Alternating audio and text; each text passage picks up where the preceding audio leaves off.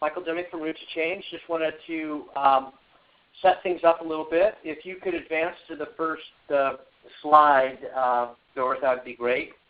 Yeah. The agenda slide. So the goal is to prepare everyone to communicate with their legislators on the Ag Committee so that we can get AB 2385 out of the Ag Committee and onto the next stage. So you can see the agenda today. It's just we're going to get some introductions done, learn some facts from Karen Boekling, who has been our liaison with Assemblyman Ting and had worked with us actually on the release of the report last year and on the capital steps, and has been a very valuable aid as we've developed this bill. She'll be talking to you about the facts of the bill. Then just our educational goals with the legislators, and then we'll look at some materials, talk about how we're going to distribute them, and deadlines, and then the future if we get out of Assembly Ag and what we can do between now and the hearings later at the end of this month. So we have about 2 weeks to mount a campaign, and so we'll get into the more details later. So with that, why don't we just start with introductions? Can we go around and just here on the call? I think it's important to know who's on the call. It would be valuable for everyone as we talk. So who wants to go?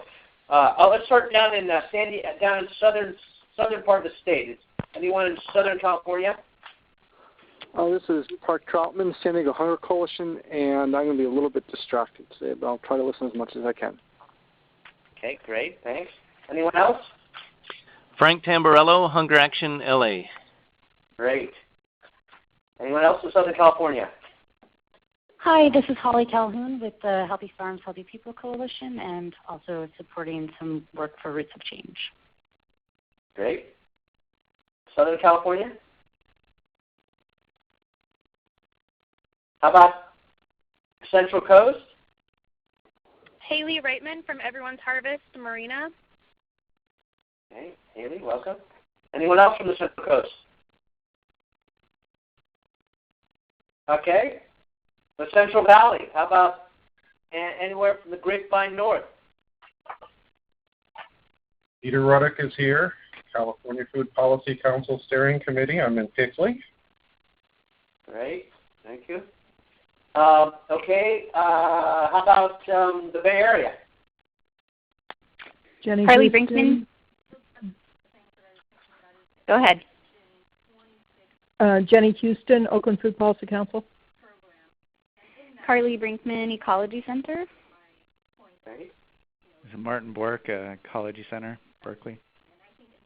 Great.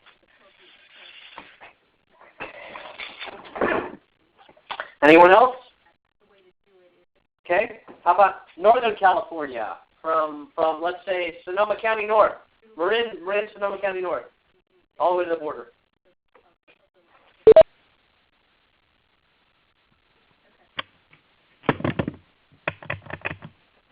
Okay. So I think there's some people just on mute, or because we have more people signed up online than actually spoke. So and for instance, Edie Jessup is somewhere up there. Is our unmute working, Michael? This is Lena Brooke from Haven B Media in Oakland. And this is Haven Bork of Haven B Media in Oakland. No relation to Martin Bork. Right. Always funny. Let's see. Okay, great. Also, yeah, I think they're. Go ahead. This is Ben Feldman with the Ecology Center. I was on mute as well. Okay. Good. And Karen, you're there, right? I am. Great. So there's no one else that hasn't announced themselves.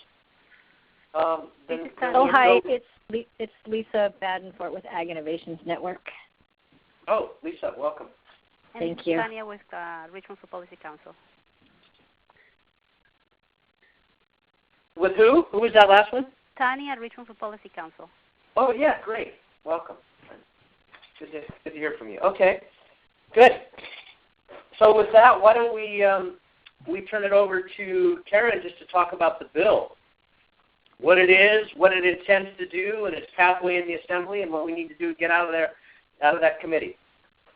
All right. Well, our bill is AB 2385. What we are doing is we're creating the Market Match Nutrition Incentive Program in the Department of Food and Agriculture. Hello? It's essentially You're breaking up a little bit, Karen. I am. Oh, okay. So we're creating the Market Match Nutrition Incentive Program in the legislature, or not the legislature, in the Department of Food and Agriculture, and it is essentially a grant program, and it will award grants to any type of either nonprofit or farmers market or any kind of association of farmers markets to basically run a market match program. And kind of going hand in hand with that, it also creates a special fund in the state treasury to hold those monies that will be awarded as grants. And that's basically the kind of bare bones of the bill. Going into a little more detail, it suggests that the department focus more on say communities that are in more need. I think the idea behind that is to kind of, for lack of a better way to say it, I guess, kind of get more bang for your buck. One of the objectives of this bill is it's kind of aligned with the 2014 Farm Bill, which allots, I think it's $20 million over each year over 5 years in matching grants. So when states spend this money, they will match the money toward these market match spending, which kind of makes it a little confusing because the federal government matching the state's matching of nutrition benefits. So what we have in the federal Farm Bill is it has these kind of it has its own kind of qualifications where they want to give it to the most efficient programs, and we kind of align the bill so that it does that as well. Is that all aligning with your understanding, Michael? Yeah. Okay. And by the way, in the link, there's the language that we sent you a link, and the link has the actual language of the bill. That is AB 2385. Yeah, and just as all California legislation, it's all of the full text, every version of the bill from introduction forward will be on legislature.leginfo.ca.gov, and you can just look up any bill you want by bill number or even by text. It's a really great resource if you haven't used it already.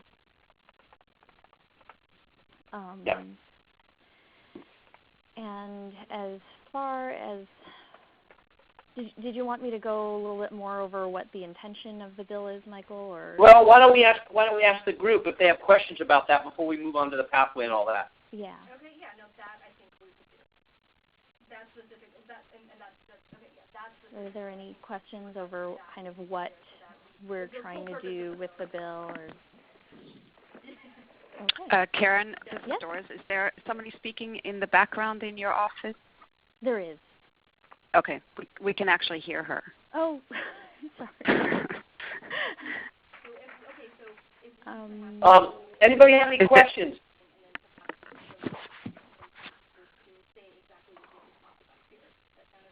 Remember, it's *7 to unmute.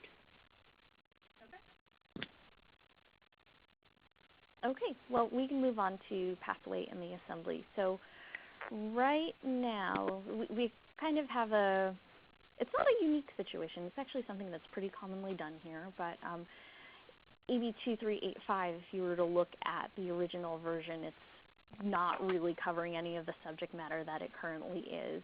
It kind of had an education slant, and it was a completely different topic. And so we actually took that bill and amended it to what it is now. focusing more on the nutrition incentives program. So when it was in its original form, it had to go to, it had to go to another committee. It was referred to Assembly Education. And it was actually after we amended the bill, when you amend a bill that's already in a policy committee, it has to go back to the Rules Committee. Actually, no, let me back up. When it's already in a policy committee and it needs to be re-referred, it has to go to the Assembly floor. The floor refers it back moves to bring it back to Rules, and then the Rules Committee determines which policy committee it actually belongs in. We did kind of run into a little bit of a worrisome situation where we thought it might be double referred, which would have kind of put us under a time crunch because we do have a deadline to get it out of all of its policy committees. I believe it was, let me look at my calendar here, it was May 2nd. And so fortunately we're not in that situation anymore. Once we got referred to the Rules Committee, we've had some conversations with our staff, and we're pretty certain that it will go when they meet on April 21st. We're about like 99% sure that they are going to refer it to the Assembly Committee on Agriculture and only the Assembly Committee on Agriculture. So that's big weight off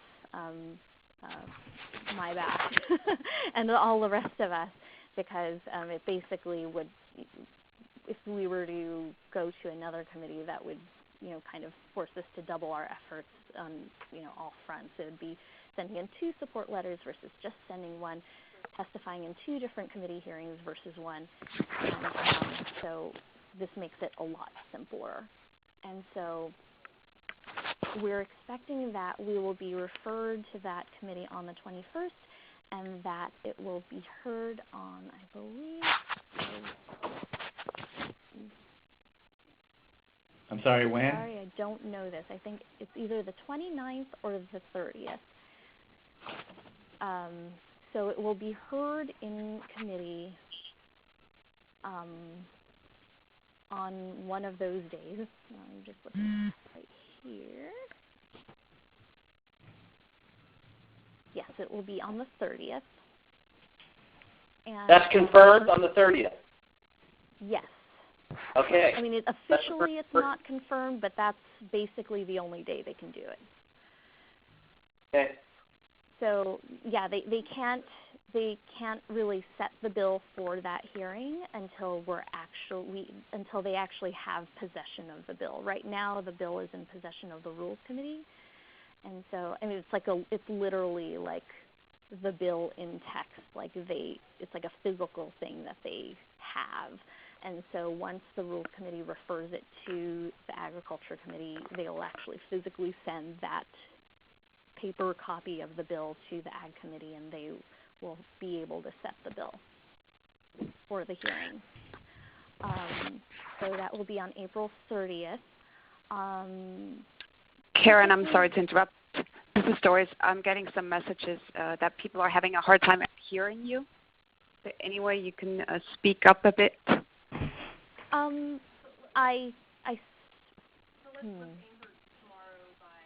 So my choices right now is either right now I share an office, and so if I speak up, then it'll force my office mate to speak louder, and so it's either a choice between me, us kind of having these conflicting volumes, or me not having a computer in front of me. Okay. So I'll try my best, but try to find a balance there. Sure. I can hear you fine, and the webinar is being recorded, so I think we're going to... I think part of it was the shuffling. It sounded like you were shuffling paper, and that was kind of interfering, but I think you're past that. Oh, okay. Okay.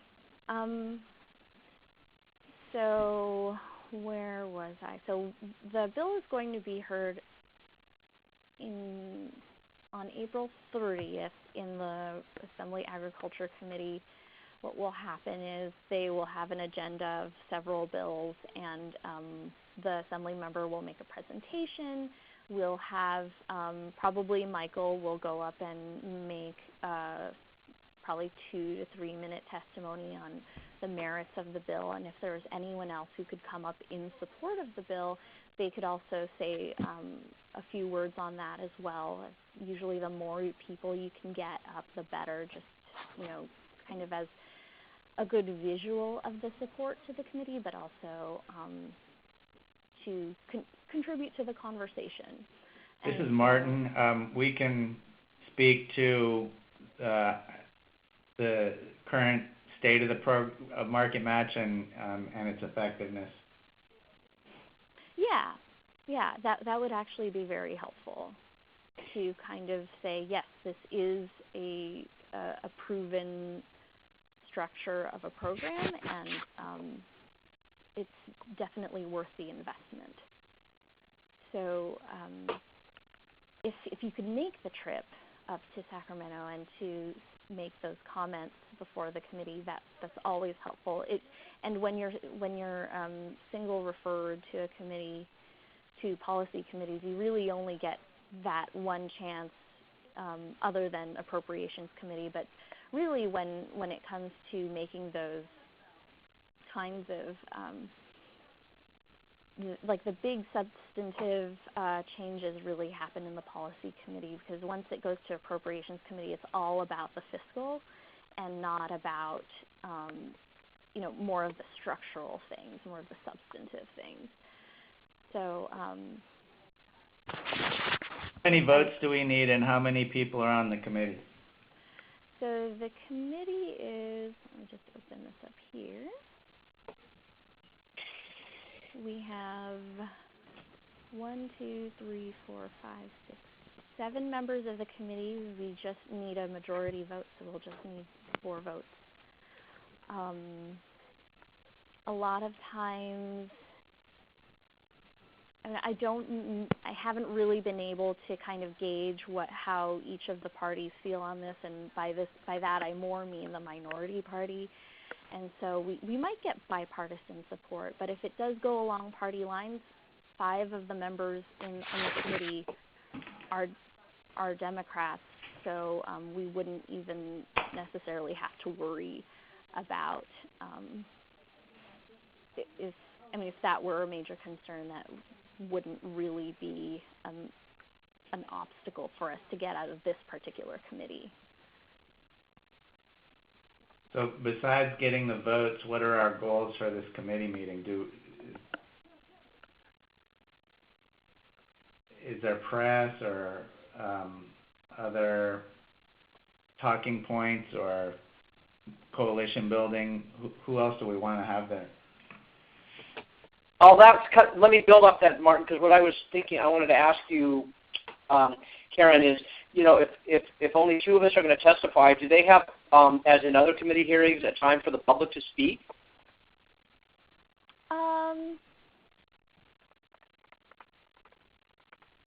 Well,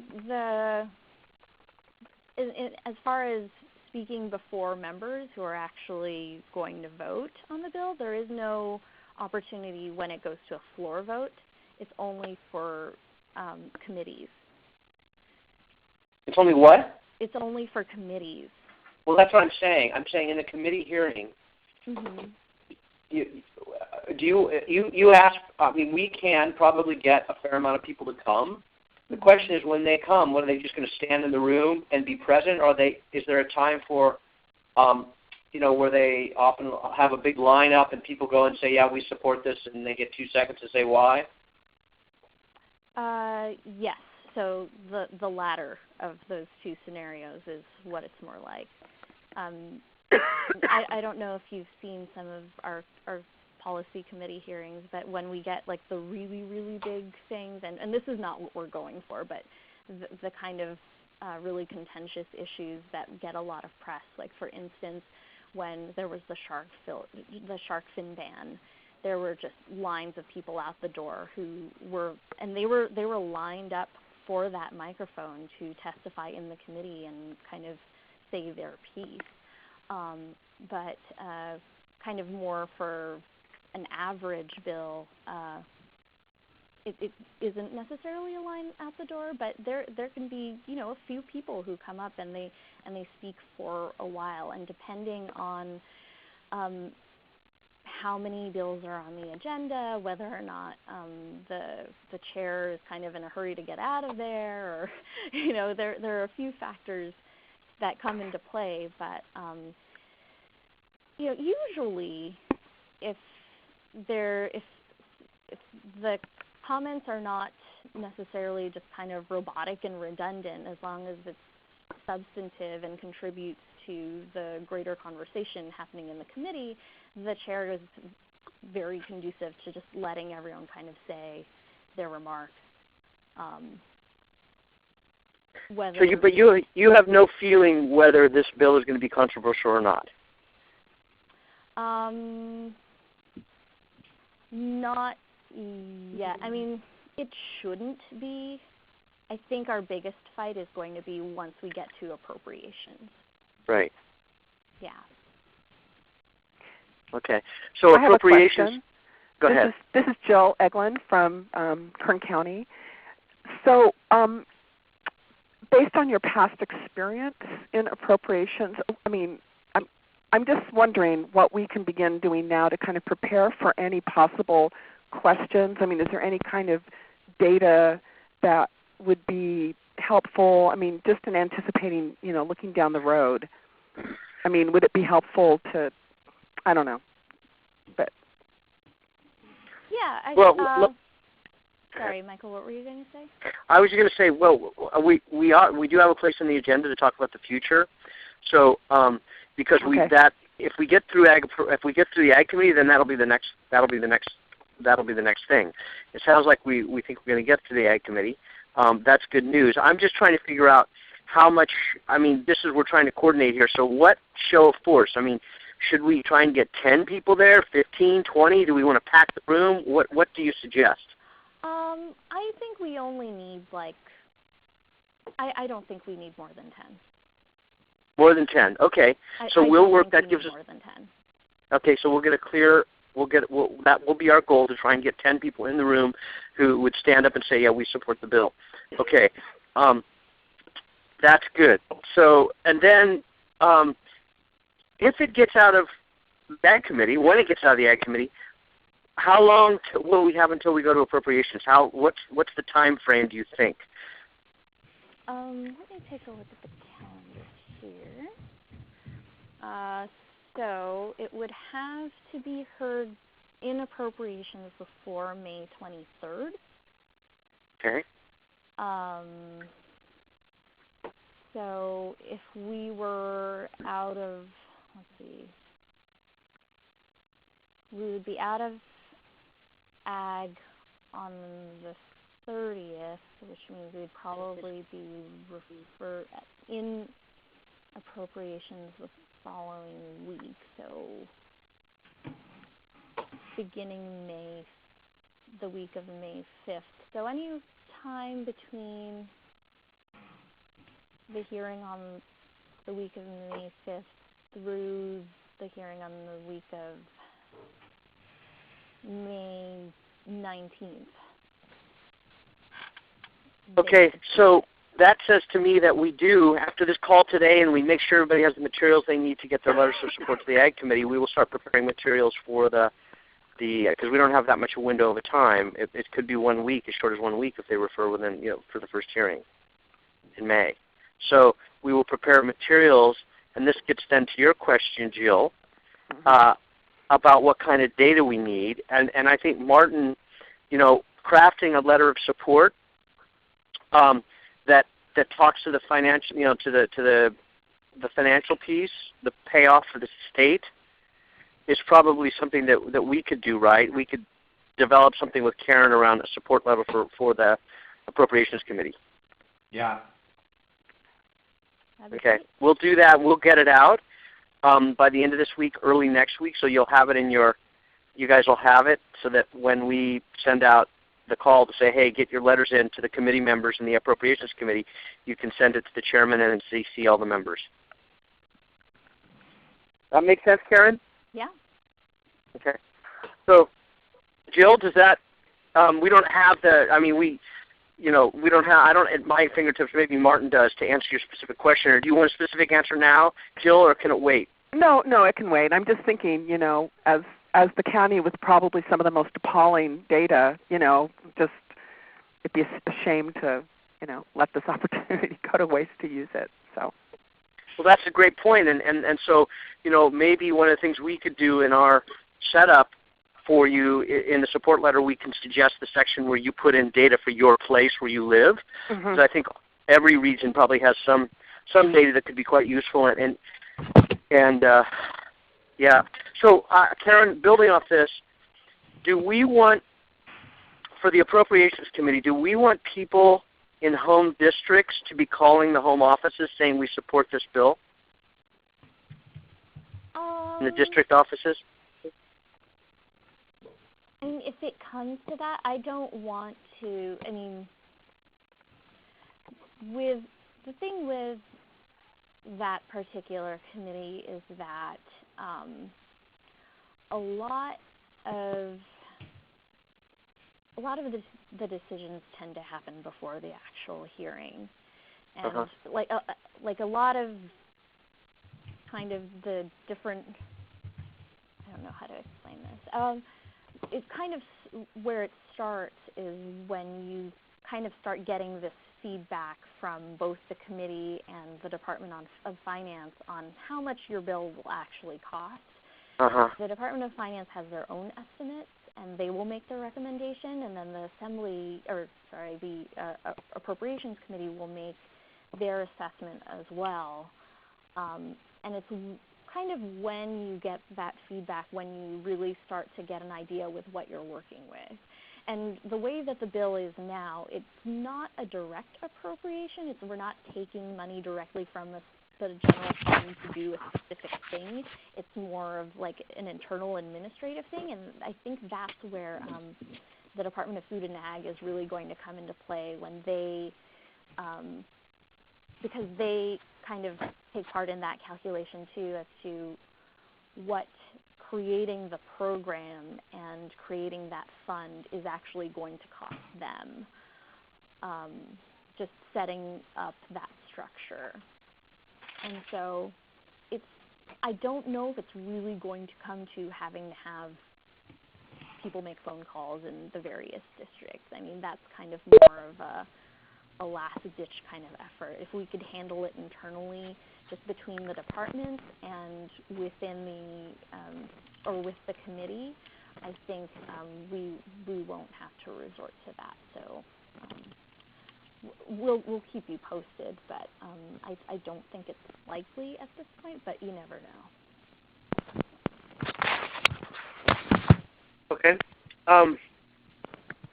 Well then let's are there any more questions about this before we move on to talk about the next slide? Do you want to go to the next slide, Doris?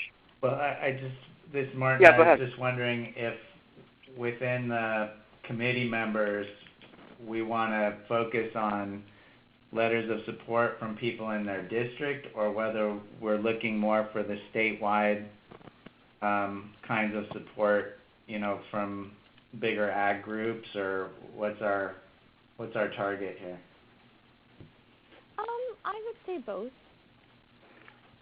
Definitely both. I mean, if just speaking personally from someone who staffs. And should we focus specifically on ag issues because there's a whole hunger, food access, health component, and since it's not going to any other committees, do we include those issues and those groups in our outreach, or do we really focus on benefit to farmers and farming communities?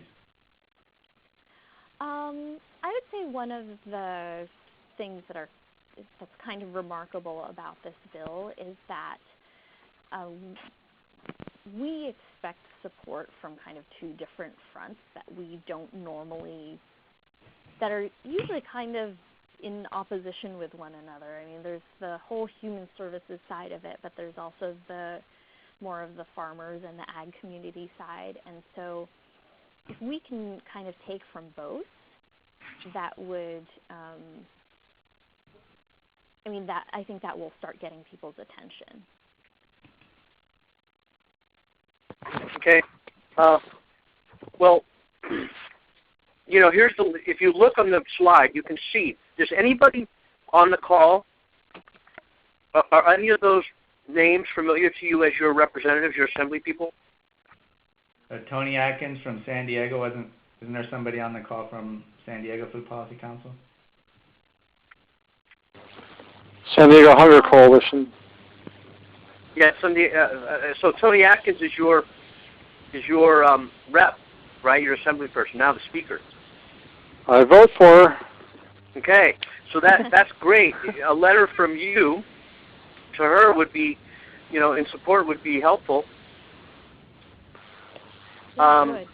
Is anybody in Kristen Olson's district?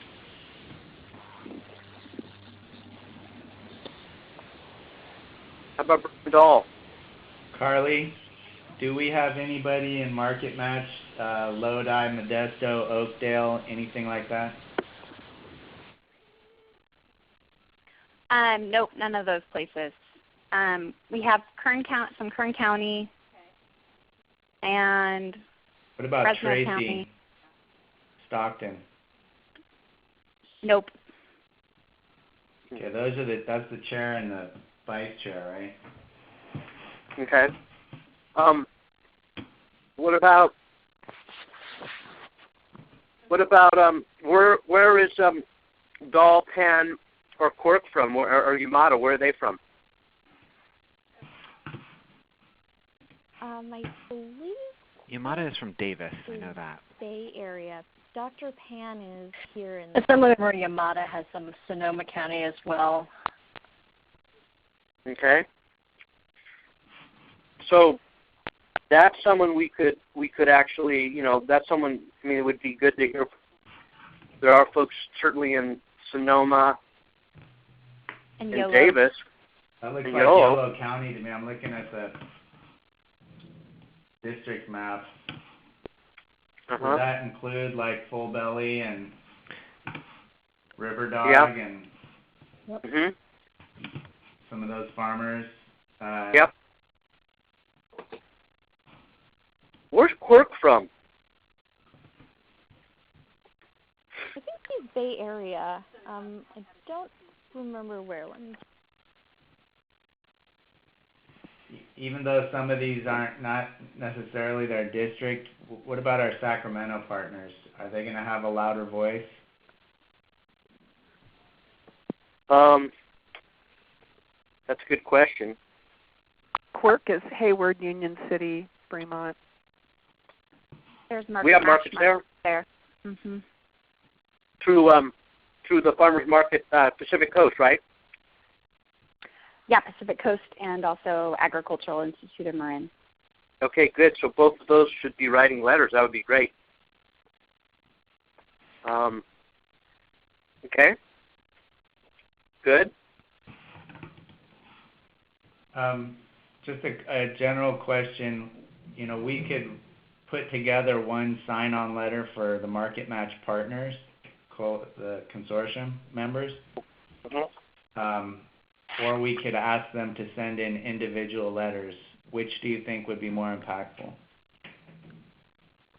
Karen? I'm sorry, I didn't quite catch that.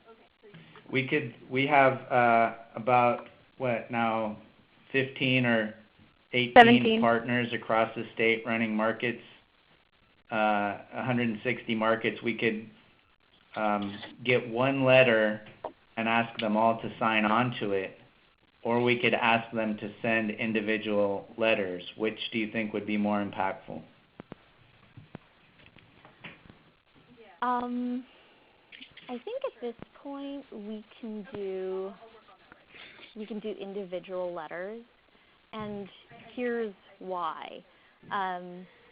Because we're in the policy committee, we kind of have a little bit more of their attention I mean, just lack of better word, versus if we were going on the floor for a vote.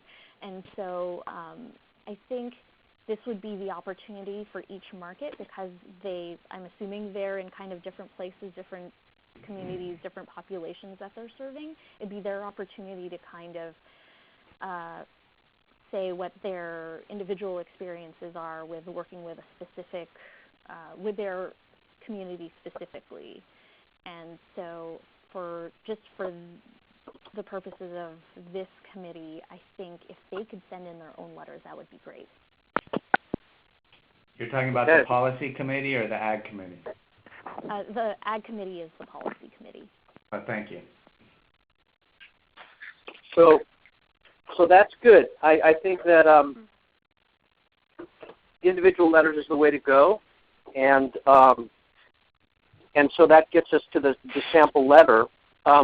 We can have a follow-up call with the Market Match team about how to support you guys in getting letters out and all that. Let's go to the next slide. Oh, and before we move on, I just wanted to say that the numbers were actually their like phone numbers. Those weren't their fax numbers. It's supposed to be 21 and then the number. We have a contact sheet that we can distribute that will have all of the accurate information. So I just wanted to let you guys know. Just disregard what's. You mean these are not the right fax numbers? No, that's their main line. That's their like telephone line. Their fax numbers are a different format. Okay. So we'll get that to you. We'll post it on the website today. It's already on there. No, I'm talking about the fax numbers and the emails. Is that on there already? I did post a contact list sheet, but we'll figure it out. Okay, good. So this is just, you've got the sample. If you go to that website, you'll see the sample letter in there. This is just to show you the front end of it. But the idea of, you can look at that, and it's been vetted by Karen, and it's ready to go. I know some people had questions about it. Does anybody have any comments or questions about the letter? Because you can change it to fit your, as much as you want to be your own voice. Also on the website, there is a letter that those who might be opposed could look at too, because we, as an educational organization, we want to, cover all bases here and let anyone that has their. So you'll see there's also an opposition letter.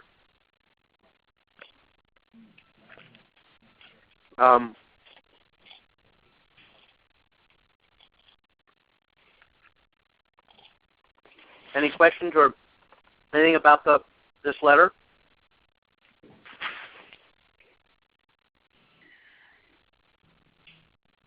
Okay. Let's move on. Yeah, Michael, I'd just say we should have a follow-up call about market associations. Also, we might want to reach out to some markets who don't offer Market Match, who could say, gee, we'd really love to offer it, but there's no money. Yeah, okay, that's a good idea. That'd be great. I don't know how important the individual farmer voice is, but I would say that's a different letter.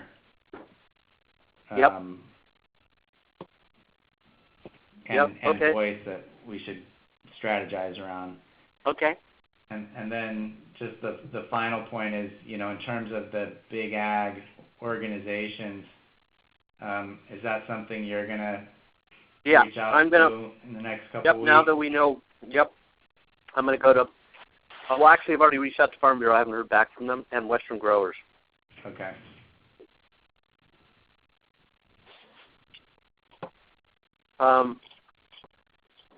So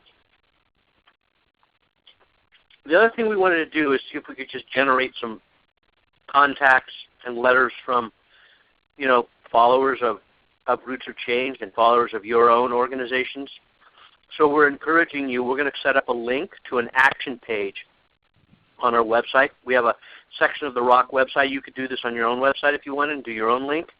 But if you don't want to do that, we're going to set up something on a section of our website, which is the citizen advocacy section of the ROC website, where in the past when we've done campaigns, people can go to that, and there'll be a link to this, a sample letter and a fact sheet and sample, other things that they can use to contact their person, their representative. And so this would be to get the general public, people that we know out there, to write letters to the committee members. So we would have a link, for instance, to each of the committee members on there. Someone identifies, oh, that's my assembly person, I can write them, and then they can do it by just hitting the link and sending a letter. Does anybody out there think they might do that? Be willing to tweet a link? This is Frank, and we usually send out to all of Hunger Action LA list updates on bills and how people can support them. That's great, Frank. That would be great. Anybody else that does that would be fabulous. Yeah, we'll do something like that, but it'll be just our local members, and then the question, is will the partners around the state pick it up as well? Yeah. We can't really speak for them, but assume that some will send it out, and different groups have different reach. Yeah, I do know that some of the market, from the market matters work we did last fall, that there are several that have very good, Twitter group, Twitter behavior. I mean, they're really on, like, every day. I get the feeds, so they could be some LA markets, Sacramento markets, they could be the Valley. Mm-hmm. We can get them to tweet a link. So we will work on that too, providing links and all that. And what about SNAP beneficiaries, the sort of the direct constituency? Well, I was thinking at the hearing it would be great to have one, wouldn't it? Someone who could speak about their experience as a beneficiary. Karen, would that be good? I think so. Yeah. I mean, just as long as we don't have like a fleet, I have been to some hearings where they do bring just like dozens and dozens of families, and it's. I mean, that works for those particular purposes, but I think in our case, maybe just like one person would be fine. Okay. Does anybody know if that would be possible? Martin or we'll Carly, have to do some outreach and see who we could get there. Okay. Maybe the easiest thing would be to see if Alchemist has somebody in Sacramento who could come. Uh-huh. Okay. I can contact them about that. Okay, great. So we know it's April 30th. Do we know the time, Karen? Hold on a moment. Let me see. We do have the time here.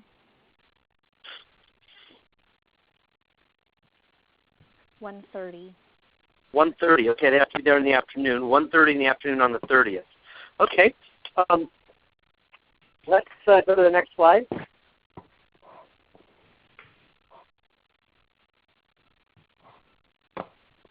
Doris? Yes. The Facebook slide? Yeah, thanks. There's a couple of them. Just how many people out there use Facebook? We do. We do. Good. Yeah. Okay, good. So there's some sample Facebook material, a Facebook post, that will also go a link to the support letter.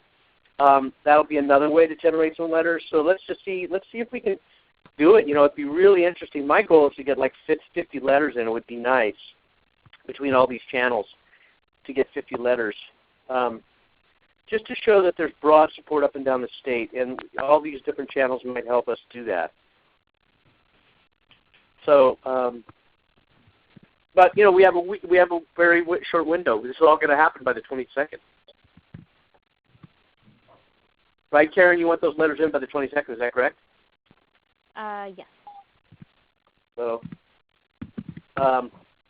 and then Doris, is this slide set going to be posted on the webinar page so people can access this if they want it? Yes. Because it's being recorded, the link will be generated, and we can either put it in the biweekly that goes out today, later on, or we can also post it on the website. Let's do both. I think we just need lots of ways to get to it.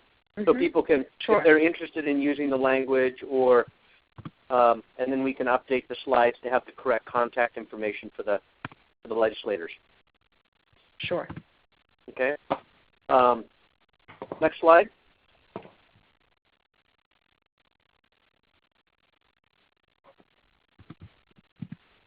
We're going to skip ahead.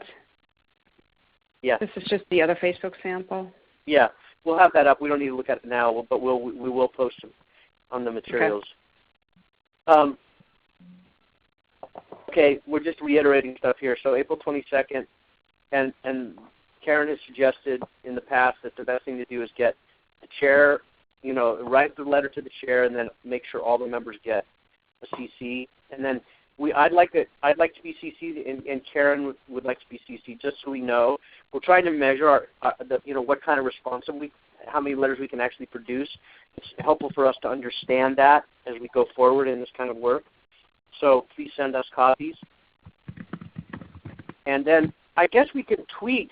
The other thing we can do is be tweeting the members. So we're going to also post on the sheet that has the contact information, the tweet, the Twitter handles of each of the members, because those that have them, that's a good way for them to understand that people are watching them. As if we say to them, "Hey, would love at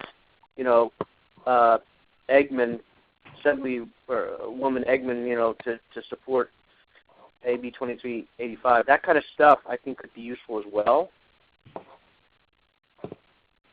So just to put the pressure on, let them know we're watching. Anybody have any thoughts or questions or concerns about this, these deadlines and distribution systems? I just wanted to add, as far as sending the letters out to the chair and to the committee, I don't think that we should quite send anything out until it's actually referred to the committee. So if we could hold off on those until the 21st and the 22nd. I know that puts a kind of smaller window, but the deadline essentially stays the same. I just don't want them to get the letters and be like, what are you talking about? We don't have this bill right now. So just to avoid any confusion, let's just wait until that week before we send the letters out. So today is the 15th. The 22nd is next week on 1 week from today. Can we mail them the 21st or the 22nd? What day should we start? You're saying the 22nd or the 21st? I would say it would be safe to do it just as soon as Rules makes the referral to committee. So they're actually going to meet on the afternoon of the 21st. So I'd say from late in the day on the 21st through the 22nd. I would say even I'll have to confirm this with the committee staff, but they might even be able to take letters until the 23rd. The reason for this deadline is because the committees have their own individual deadlines for when a support or off. But Karen, that's pretty much impossible for us to ensure that we can get 50 letters there in one day. Let me finish. So the committee writes its analyses for the bill, and they have to release it 24 hours before the hearing. And so they each have their own individual deadlines for when they want support and opposition letters in in order to be listed in that, in the analysis. And so it's not an absolute deadline to get it in to show your support, but if you want to be in that analysis, you have to get it in by their deadline. And I would say, yeah, and I'd say close of business on the 22nd would probably end up being it, but I have to confirm it with their staff if it can come in a little later than that. Sometimes they can be a little lenient about it, and sometimes they're not. Well, how can we get a better understanding of whether they will be or they won't be? Is there someone you can talk to there? Or? Yeah, I'll just call them and see what they say. Yeah, because it's a lot to ask to try and get nonprofits up and down the state and market managers to get something in such a narrow window. Okay. I don't know. What do other people feel about that? Frank, Mark, Jill, anyone? I mean, Martin, anybody? What are your thoughts? I mean, can we get? The conference has been unmuted. This is Carly. I think one possibility is to ask our partners that we're trying to coordinate, the Market Match partners, to submit a letter to us by a certain date and then submit all of the letters together. Well, that's an interesting idea. So they would send you basically an email with the letter, and then you would forward it. Exactly. Yeah, I was thinking something similar, that there's no reason to, I mean, we can have everything ready to go, and then it's just push a button. Great. Thank you. Great suggestion. So we can start working now on that, right now, I mean, as of today. Yeah.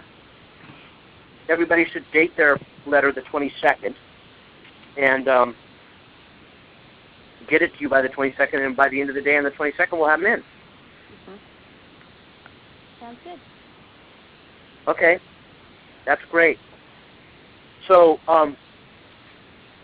one thing we should do is divide and conquer. Like, you guys take a certain set of people, we'll take a certain set of people, and then everybody do, their circle of allies wherever they are. Frank, I know you got a lot of people down there. You could probably get looked out, huh? We can get a lot of those, and also working with the statewide coalition. Harvard is a member as well of the California Interaction Coalition. Frank, you're cutting out. You're cutting out your phone. We didn't hear any of that. It's kind of broken up. Can you hear me better now? No, there's an echo. Skipping. Huh. Oh, weird. No, not working. But it sounded like you said you could get some anyway. That's good. Okay. Next slide. Michael, before we move, this is Carly. Yeah. When do you want to do that coordinating? Who's getting letters? Well, I think we should do it today. Can we do it after this call? Sure. Or we can actually maybe do it on the end of the call. Yeah.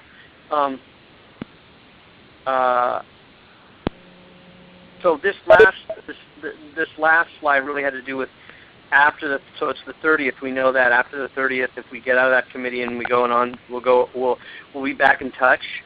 But it sounds earlier in the meeting we talked about the fact that we need to get on the appropriation stuff now. So and then eventually, if we make it all the way to the floor, Karen, when would we start ginning up our networks around the state to get a majority vote out of the assembly?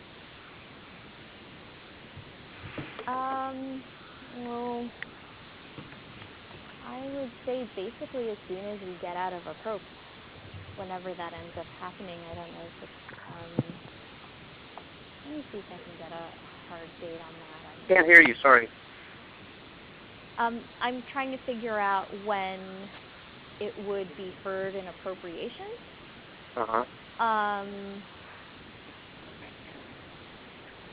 If we pass out of the Agriculture Committee, then we would likely be able to be heard in appropriations the following week. Let me see what days they are having hearings. No, nothing to do. I was about to say, like, and then that's like a while. Another thing that I'm not really expecting, but we can't be 100% sure.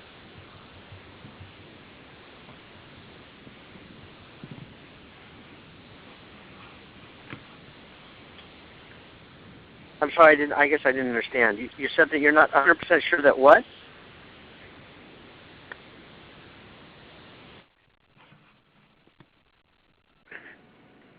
Is estimated to, I think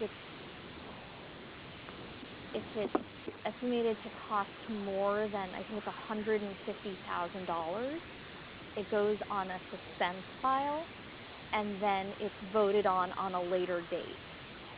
And so it might be heard the following week, the week following April 30th. But if it goes on suspense, then it won't be voted on until when they take up the suspense file. Okay. And that's on a later date. And do you know, does that have to happen in May too, by the 22nd? It does.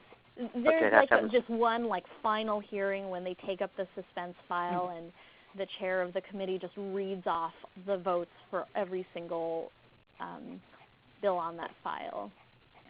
Uh-huh. But if we go into suspense, it's probably not a good sign. Right. It's a little more work, but it's not like a death sentence or anything. Mm-hmm. I've worked through it, and we went the urban agriculture bill, AB 551, ended up going on suspense, and it's a pretty, it really wouldn't cost a whole lot, but sometimes they just they analyze the bill, and finance comes into play, and then they kind of blow things out of proportion, and our office usually ends up talking them down, and then it ends up being a pretty easy vote for them. So hopefully that's the case for this particular bill. But Okay. I'm looking at the calendar here, and they haven't set dates for those hearings.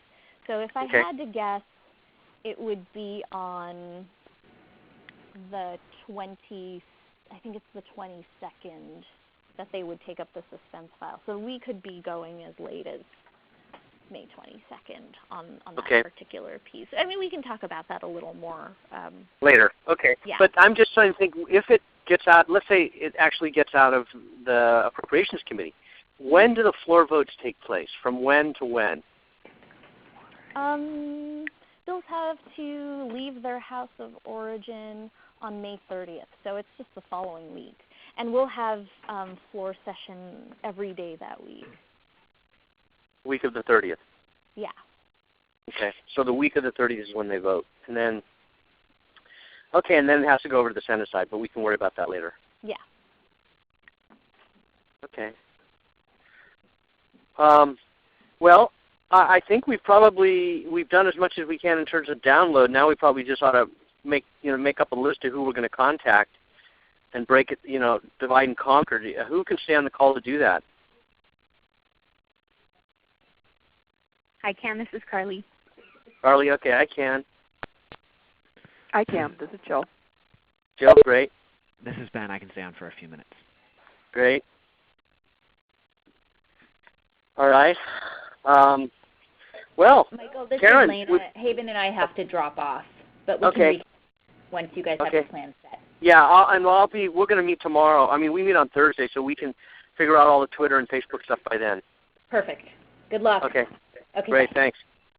Thanks. So, great. Well, thank you everyone for your time and attention, and we will stay in touch with you by emails. Karen, thank you for your time. Really appreciate it. Oh, no, thank you. This has been great. All right. Thanks, everyone. Thank you. So whoever's going to stay on, I mean, I have some ideas about how we could go forward in trying breaking it down, but anybody have suggestions or a way of kind of organizing this piece?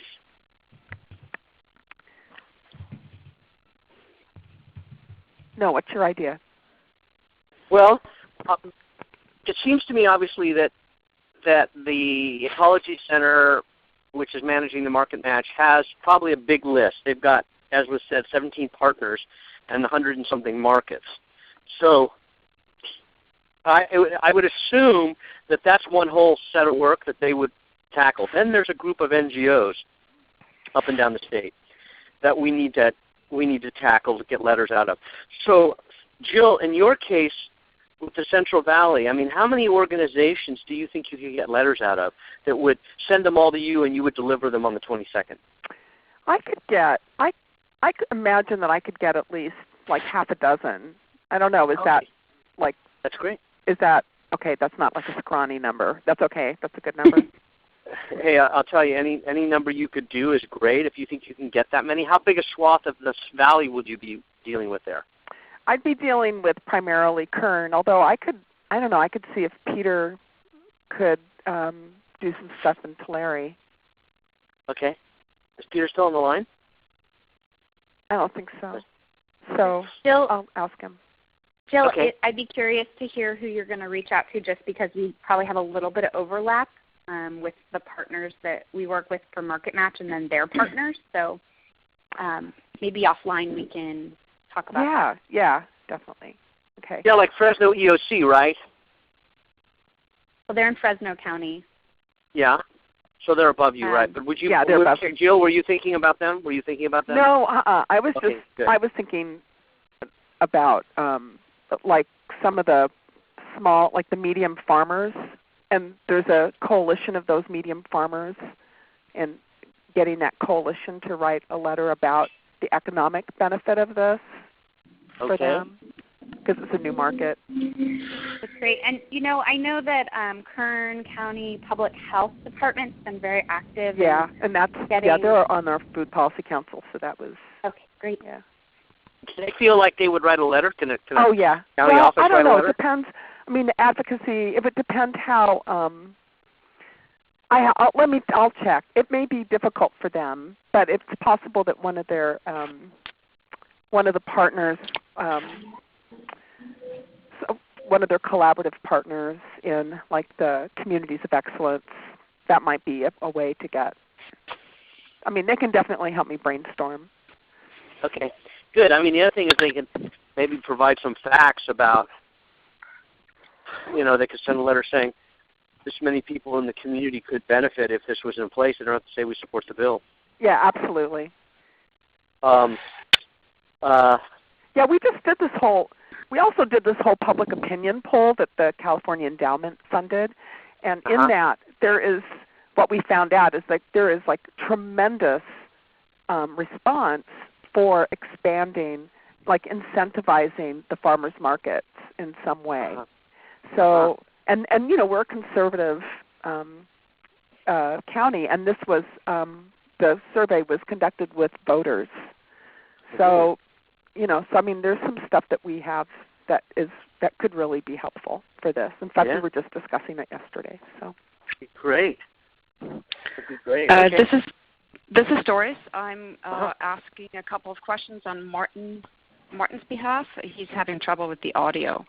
If you don't mind, first question: can you talk about the money? What is happening with the budget office as this will directly impact appropriations? Right. Yeah, I have not a lot of hope about what the office is going to do, what the speaker is going to do in the bill. I mean, on the budget, I don't have a lot of hope that he's going to do anything. We met with him last week, and basically, Mary Kames, his representative for the ag stuff, said, he's still sticking to his. He's not even putting money in for his own bill because he has his agreement with the governor about not increasing expenditures right now. So what we're thinking is that if we get the bill passed, we'll have a bill in place. Money is not going to become available probably until the spring, about a year from now. The earliest that the RFPs will go out is the fall.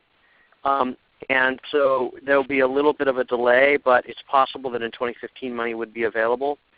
So it's going to depend a lot on where the department comes down. If the department, that is the Department of CDFA, comes down and says, hey, we're willing to do this, and will you, we will use our own money to build the program. It's not going to be that expensive as Karen was suggesting. At least we'll have the program in place. But when we broach the subject with the different actors in the leadership there, and we had that $2 million number, $2.7 million number in there, they said, well, it's just going to go in suspense and it's going to be killed there. So we figured rather than kill it, let's try and do something, get something built this year. And I think a lot of states, there are only two other states that have bills in place, so it's not like we're going to be competing a lot this first year. It's going to take a while for the states to catch up. So I think by getting the program in place, we're going to be ahead of the rest of the country. And so that money will be available. Hope that answers the question. Okay. Martin, if you have a follow-up question, just text it to me. And the second question is, are we working a parallel track in the Senate? We aren't at this point, but as soon as if we make it out of Ag Committee, I will contact our principal co-author, Lois Wolk, because her department will start to work with us on the Senate side. Her staff, and so she's waiting just to hear from us, see where we go with this. So if we make it out, we're going to have a champion there, and she's a powerful champion, so I think that'll go well for us. So we just have a little bit of time, but thank you for mentioning that. Put it on the burner. All right.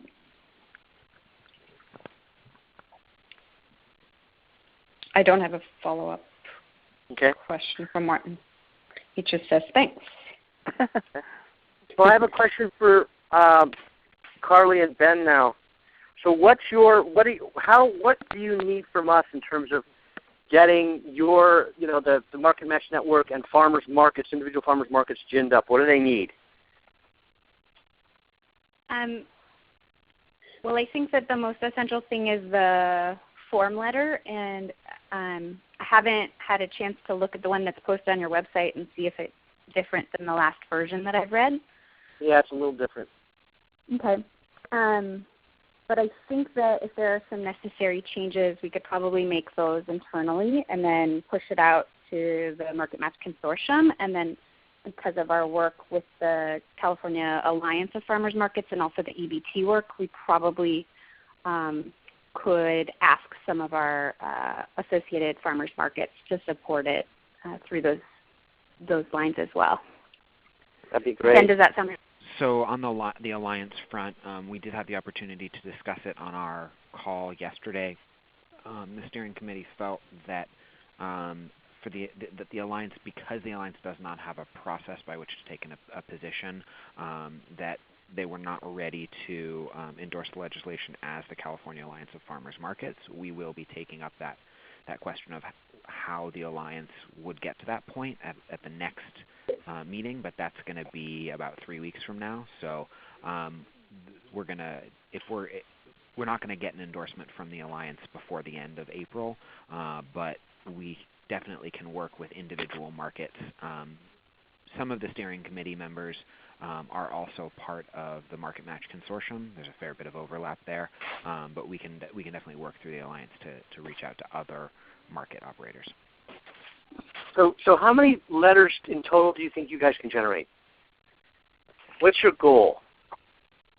I imagine we could probably get 10 from the consortium.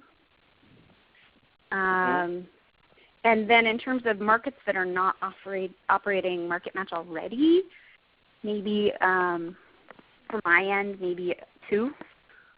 2, so 12, 18. I'm thinking, specifically I'm thinking Heart of the City is a really good candidate.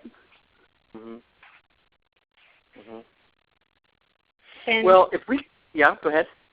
Ben, how many do you think is realistic through Alliance channels? You know, I was just looking through my notes, and you know, that's a little hard for me to say. Some of the folks who, in our conversation yesterday, certainly there was some reluctance on the part of the folks who are part of the Alliance, who are not part of the Market Match Consortium. It wasn't that they don't like the idea of the bill. It was more that they just don't understand it fully and wanted to spend some time on it. So I can work on them. I think we probably could add another couple partners who don't already offer Market Match. So I think we could probably I think we could probably get about 15 letters altogether, including Market Match partners and then other affiliated organizations that we know. Okay, 15. Does that include Ecology Center? I wasn't including it in that, but okay. Sure. So 16. Okay, so 16. I'm trying to get a count here. 16 and 6 is 22. So to get to 50, that's another 28 letters. So then there's a group of NGOs out there that we can call. You know, I'm thinking of from CAF, AIM. Oh, they're probably one of the partners though, right? So yep. Yeah. So maybe that's the part I'll focus on is generating a list. I mean, if we can get another 15 letters that I could generate through like a list of organizations, then what we could do is hope that we get another 13, 14 from the Twitter campaign from individuals. There's got to be a lot of farmers out there, too, we could get who are like. And I mean, if we're going to ag, it would be good to have at least some letters from farmers. Yes. And we have to have letters from farmers. Are there farmers in our market that you think would be willing to sign a letter? In markets that we operate? Yeah. I think so. Was that part of your count of 16? That was not. Oh, okay, good. So that's a good sign, because I think if we could get like 10 letters, I can probably generate 3 or 4 out of Sonoma County, and I can I could probably get some out of the valley too, growers that I know down there. Maybe out of Santa Cruz. I'll just work my personal list, and I'll send them the form letter, the letter, and say, hey, please email it back to me by this date, and we'll get it to everybody else. And then hope that we get a bunch of Twitter, just individual citizens from across the state to write letters as well. Because there's probably on Facebook alone, we could probably generate 20 letters from Facebook when I think about it. So it's the strategic letters too, though, right? I mean, it's like thinking about whose voice actually needs to get heard. Rather, I mean, is that true, or is it at this point is it just about quantity? No, and I think we've been going. The list that we're talking about has been the strategic list. Yeah. The previous the groups you're going to get and they're going to get and the NGOs that I'm going to work on. So I think, and then I have lots of faith in Frank. He's got a lot of good contacts down there, and I don't know if he's on the line anymore, but he can generate stuff out of LA. I know it. And I will be in touch with Juliana. In fact, I will go. We're going to send it biweekly out today to all of the food policy councils that are part of the California Food Policy Council, and we're going to ask them to generate a letter and to begin the conversation in their own bodies around whether they're going to support 2385. Because we want it to, hopefully it will become an actual bill that the council as a whole supports. And so that advocacy would be great. So, I think we can get there. Close to 50, I'll bet. Yeah. I just want them to see, the reason I'm trying to do all this is because I want it to be in the legislature's mind that there's a lot of people supporting this, because when the budget battle begins, that's where we have to win. And if people think it's really being watched and there's a lot of support, we're more likely to get it. Yeah. Yeah. Michael and Doris, could you post the support letter to your site in a Word format? No, please? we can't. No, unfortunately. You really can't? But Oh my God. No, you can't. You can't. On it's really weird on websites. You can't put up Word documents as links. So that's why it says if you'd like a Word, it will say if you'd like a Word copy, and people are already doing it. Send us an email, and we will send you a Word version. Hey, can anyone hear me? Yeah. Hey, Frank. This is Frank. I've been on the whole time. I don't know what was happening with the phone, but well, I have several things. We can put a link to a Word document because we're using a Nation Builder website. Oh, really? So as soon as we get the letter from you, we'll put it up on our website. We're going to try to get 25 letters from LA, and it may be more because I wasn't thinking of the actual farmers market groups we're working with, and I'm pretty sure a majority of them would be very quick to respond with a letter.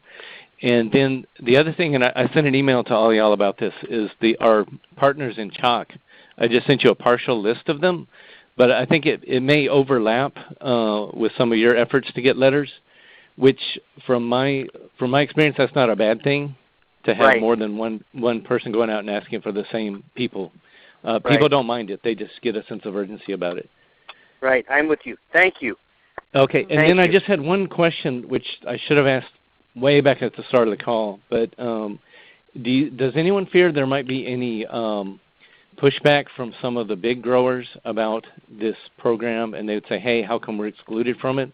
And the reason I bring that up is because when they were transitioning WIC to start offering the fruit and vegetable checks, at first people wanted to limit it to fresh produce, and the big lobbies, they really muscled in to make sure that it was everything canned, fresh, frozen. And I'm wondering if we're going to run into the same thing with this. We may. It's possible, but that's why I'm going to try and work with it. I think it's possible, but I think everybody understands. See, the federal program, that's where the fight's really going to be important on that, because the federal program is going to have wider parameters than what we're talking about. I mean, the big fight they're having right now is should grocery stores be included at the federal level, and so and what products. So it may has a broader can be used for other things. That's why we're trying to limit here at the state. You're bringing up a good point. It could happen. We have to wait and see. I'm hoping that the conversations we're going to have with the major ag organizations are going to make it clear to them that this can, ally with the food movement, and then we'll try and find a place where we can ally with them this year around something. I already have emails out to them about, on the list of bills that many of you have responded, which I really appreciate. What bills do you want passed that we could support? It would be nice for us to scratch their back if they scratch ours. Okay. That's the only answer I can give you at this point, Frank. Sorry. Yeah. And this is Doris with an update on the Word document issue. I think it's possible, after all, Michael. I just looked it up, and I think the problem was that only an older Word document is possible to be uploaded, just not the latest version. Okay, the latest good. format. Well, then we'll use the older format. Okay, good. So we'll put a Word up. Thank you. Yeah. Thank you for raising it, Carly. Yeah. Can you guys hear me? It's Martin. Yeah. Oh, great. You're back. Yeah. I don't know why I was muted at some point, but just wanted to say, Dan, who's going to reach out to Dan, and can we get his support? I can reach out to Dan. I can't say whether we get his support. I have no idea. Well, he's offering market match at his market, so I hope he's supportive. I would too, yeah. But I'll give him a call. You give him a call, and I'll also give him a call. That way, he'll hear from two. He'll feel the urgency. Michael, I'm also curious about PHI affiliates. some of the heavy hitters around the Yes. state. Yeah, we will get a letter out of we'll get a letter out of PHI for one, but there are the Alliance. We will work on them. Yes. Okay.